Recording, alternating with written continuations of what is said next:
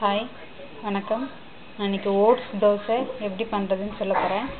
தேவையான பொருட்கள்: அரிசி, இட்லி அரிசி 1 கப்பு, உளுந்து 1 cup, oats Quaker oats 3 cup, வெந்தயம் 1 டீஸ்பூன்.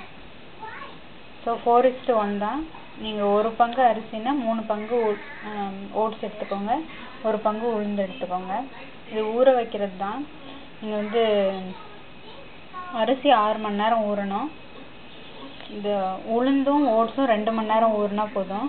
ஸோ அரிசி 4 மணி நேரம் ஊறின உடனே ஊறணும் போது நீங்கள் இது ரெண்டையும் ஊற வச்சிங்கன்னா சரியாக இருக்கும். ஸோ 6 மணி நேரம் ஊறிட்டு எல்லாத்தையும் நீங்கள் அரைச்சிக்கோங்க. அரைச்சிட்டு உப்பு கலந்து 7லேருந்து 8 மணி நேரம் வெளியில் வைக்கலாம். அதுக்கு மேலே வெளில வைக்கக்கூடாது.